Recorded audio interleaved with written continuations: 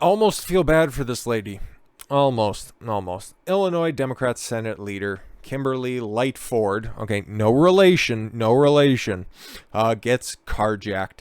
Yeah, that really does suck. It really does suck. It's almost like you should probably do something about crime in Chicago. Maybe you shouldn't be letting your fellow Democrat who's running this city focus more on restricting freedoms instead of focusing on a crime wave, instead of outsourcing responsibilities, but more on that on Christmas Day. Illinois Senate Majority Leader Kimberly Lightford, a Democrat, wow, really, and her husband were victims of a carjacking Tuesday evening in suburban Broadview. CBS Chicago reports police said around 9:45 p.m. Isn't there a curfew? Were they wearing their masks? Okay, were the carjackers also wearing their masks? Were they being COVID compliant? 3 masked individuals. Oh, that's good. Driving a Dodge Durango. Why? They already had their own vehicle. Why did they carjack her? Carjacked Lightford as she was driving a Mercedes Benz SUV. Public servant driving an SUV. A Mercedes Benz SUV. In the 2000 block of South 20th Avenue, along with her husband, the carjackers fired shots during the attack, but Lightford and her husband were not injured, according to the police. I'm really happy to see that, okay? I'm just dunking on her because she's another one of those defund the police people, okay? One of those hard left Democrats, so it really does suck when you have to reap what you sow. But that's not the only person who got fucking hit as well, okay? You got Congresswoman Mary Gay Scanlon carjacked at gunpoint in Philadelphia. What do these two places have in common?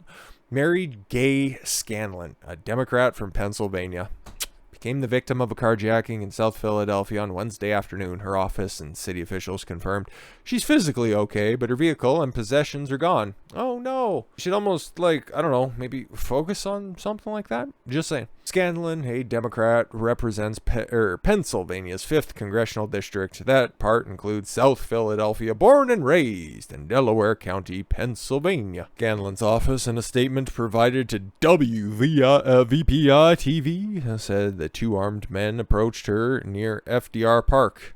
Well, if it was in FDR Park and they were trying to be accurate to the time, wouldn't they have rolled up to him? Anyways, Wednesday afternoon, around 2:45 p.m., Congresswoman, so this is like fucking midday. That's incredible. A lot of balls on these guys. Young go-getters, I would say. Congresswoman Scanlon was carjacked at gunpoint in FDR Park following a meeting at that location. Her office said the Congresswoman was physically unharmed. She thanks the Philadelphia Police Department for their swift response and appreciates the efforts of both the Sergeant-at-Arms in D.C. and her local police departments for coordinating with Philly PD to ensure her continued safety. Police told the station that the suspects demanded her keys in her vehicle, a 2017 Acura MDX. Wow, you should be the state senate president. You can get yourself a nicer lift. With the Pennsylvania license plate LKG 8893 and took off with it. The vehicle was last seen being driven westbound on Pattison towards Penrose Streets, they say. Do you have a description of the people who were trying to hold you at gunpoint in South Philadelphia? Do ya? Or do we just know the vehicle that was taken? Anyways, Chief Inspector Frank Venor, who confirmed the incident, told the Inquirer that later the 2 suspects were last seen driving Scanlon's car toward Interstate 95 southbound. The FBI is now assisting in the investigation, he told the outlet. Of course, when something happens to the elites, don't worry, everybody will be deployed. Scanlon's government cell phone identification, personal cell phone, and purse were also in the vehicle, officials told the station. Philadelphia Mayor Jim Kenny, a Democrat, released a statement after the incident. Let's see. Everyone deserves to feel safe in our city, and sadly we know that hasn't always been the case this year. Should do something about it, stupid. Whose administration has been criticized for how it's dealing with a spike in violent crime this year. Defund the police, all cops are bastard. Wait a minute, where'd my car go? It's disheartening and quite frankly infuriating that criminals feel emboldened to commit such a reckless crime in the middle of the day in what should be a place of tranquility and peace, one of Philadelphia's beautiful parks, the mayor added. I'm thankful she was not physically harmed during the incident, and she's merely just redistributing funds by giving taxpayers back their money in the form of goods goods and services. And my thoughts are with her during what I'm sure is a traumatic time. But don't worry, okay? So you got the FBI on the case, you got Philly PD on the case, you got all of Pennsylvania's finest on the case. But don't worry, the Department of Justice has your back, and this would explain a lot about what's happening, right? Biden's Department of Justice says prisoners released due to the coup can stay on home confinement.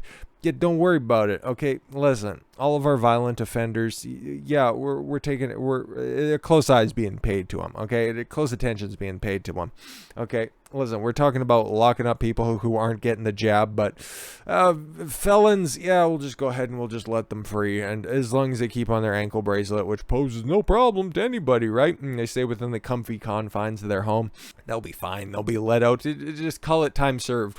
It's all copacetic, right? Fuckers. The Department of Justice announced that federal inmates who were released early due to the coup can remain at home. It's just a temporary procedure, okay? Isn't this always how these third world shitholes just kind of tend to develop? No correlation here whatsoever. I just had another thought that I thought we should explore. Like, okay, you start to redistribute wealth, you start to hike taxes, and then you start to release criminals onto the streets. I don't know. I'm just thinking out loud. The Department of Justice ordered the Bureau of Prisons reverse a previous decision that would have required many to return back to prison. Thousands of people on home confinement have reconnected with their families. Aw, that's so nice. I'm glad you're thinking of them.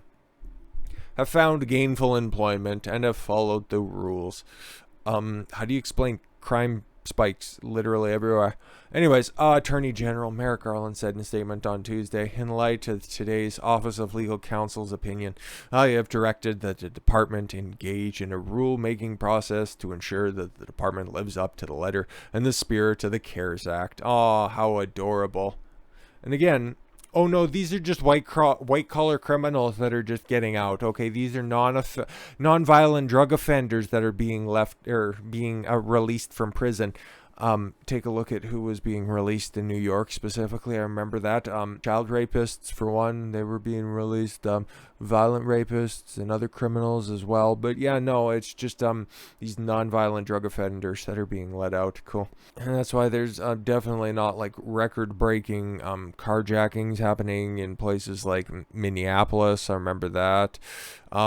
Crime spikes that were happening in New York, Boston, Chicago, all of these big blue cities. Nothing to really see here. Philadelphia as well. What just happened in Philly? Thought we talked about something.